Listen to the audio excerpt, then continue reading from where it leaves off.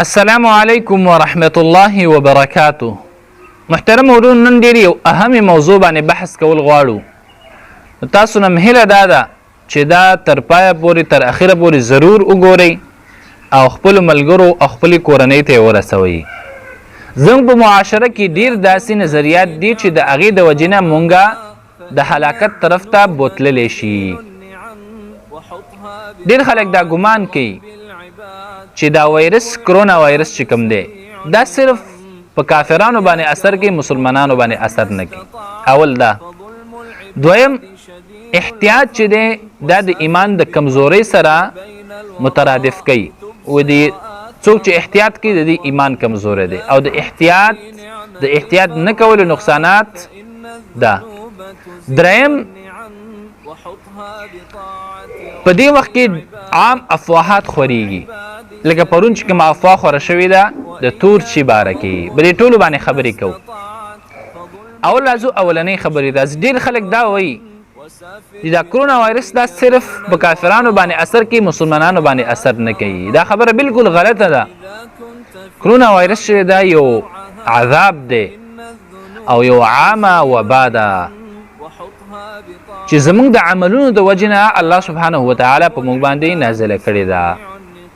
نو چې کله یو عامه وبا راشي، یو عام عذاب راشي، نو هغه به دې ته نه ګوري چې دا کافر دی او دا مسلمان دی. هغه دې ته نه ګوري چې دا ځوان دی او دا بوډا دی. هغه دې ته نه ګوري چې دا ماشوم دی او که دا زنانه ده. بلکې موږ وایو چې په وچو کې لامده هم سوځي. چې کله عام عذاب راشي نو هغې کې به دې شیانو ته نشي کتلی. او که چېرته موږ مخکني تاریخونو ته وګورو نو داسې وباګانې ډېرې زیاتې راغلي دي. په 18 کال د هجرت باندې چې کله عامه وبا راغله نو په هغې کې غټ غټ صحابه کرام چې د کلکو او مضبوطو ایمانونو خاوندانو هغه پکې شهیدان شو. نو دا نظر بالکل غلط دی. دویم، وایي تاسو احتیاط کوئ، نو د دې وجه دا ده چې ستاسو ایمانونه کمزوري دي. زموږ ایمانونه کمزوري نه دي. احتیاط چې دی او تدبیر نیول دا یو لازم او ضروري کار دی. دا د ایمان د کمزورۍ سره هیڅ تعلق نه ساتي. یو مثال دله درکم. هغه خلکو ته چې هغوی دا خبرې کوي کله چې جمع راشي، یخني راشي، نو مونږه د یخنۍ نه د بچاو دپاره کوټونه استعمالو. هغې دپاره مونږه صادر، دغه رنګې جرابې او نور د یخنۍ نه د بچاو دپاره ډېر ګرم سامانونه اخلو. ولې؟ چې مونږه د یخنۍ نه په دې باندې بچ شو او په یخنۍ کې چې کوم مرضونه دي د هغې نه بچ شو، لکه زکام شو، تبه شوه، د سینې خرابوالی شو، دغه رنګې نورې بیمارۍ شوې. نو هغه وخت کې به ته ولې دا نه وې چې دا خو ستا ایمان کمزوری دی، یخنۍ دا ته څه وایي؟ که چېرته یخنۍ د وجې تا ته لیکلی شوي خو در رسي به که نه، ولې استعمالی؟ نو دا خبره بالکل غلطه ده. او زما پښتنو ورونو، د جهالت په مونږ کې لږ ډېر زیات دی. نو الله دې نه کوي که چېرته دا شی زمونږ علاقې او زمونږ کورونو ته راورسېده نو بیا به زمونږ حالات ډېر خرابي. د هغه ملکونو نه چې کوم زمونږ د صحت کوم ډیپارټمنټ کوم ادارې چې دي، هسپتالونه، دا خو ډېر کمزوري دي. موږ سره خو اسباب نشته دی، موږ خو به نش حساب یو.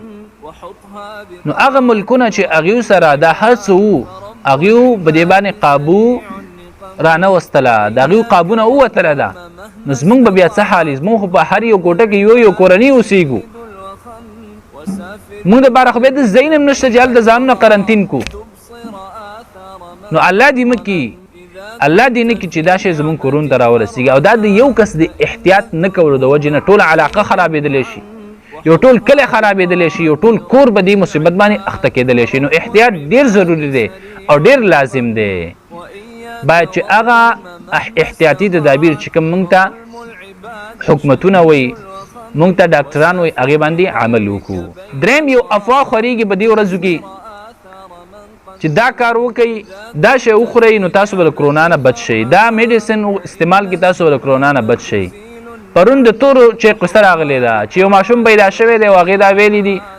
ماشوم هم یو ماشوم او تقریبا 8 ځای پیدا شو پکې چې تور چې وسکئ نو تاسو به د کرونا نه بچ شئ. زه تاسو ته یو خبره کوم، د دې لنډ مثالونه به دې ورځو کې والی. اوږدې خبرې نه کوو.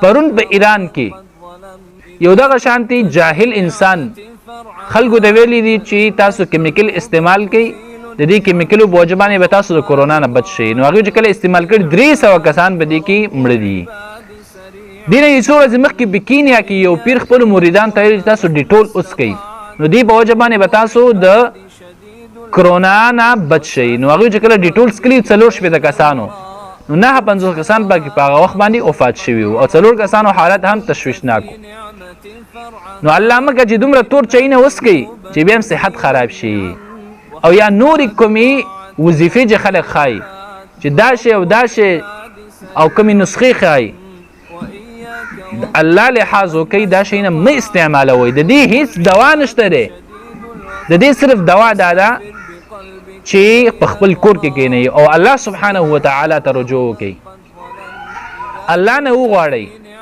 الله ته د خپلو ګناهونو توبه وباسئ الله ته وجاړئ صرف یو هغه رب دی چې دا عذاب موږ نه لرې کولی شي بل هیڅ شی موږ نه دا نشي لرې کولی نو خپل احتیاط او الله سبحانه وتعالی ته رجوع الله سبحانه وتعالی دې وکړي چې دا عذاب زموږ نه زر تر زره لرې کړي او الله دې ټول انسانیت نه دا غم لرې کړي او خاص کر د مسلمانانو نه دعاګانې ډېرې کوئ اذکار استغفار او زه دې کې هغه دعاګانې نه ویم کوم چې ما مخکې ویډیوګانو کې ویلي دي او د سبا او بیګا اذکار نو دا ویډیو ډېره زیاته اوږدېږي الله دې وکړي چې په دې خبرو باندې موږ له د عمل کولو توفیق راکړي او دا وبا او دا عذاب زموږ نه اوچت کړي آمین والسلام علیکم ورحمة الله وبرکاته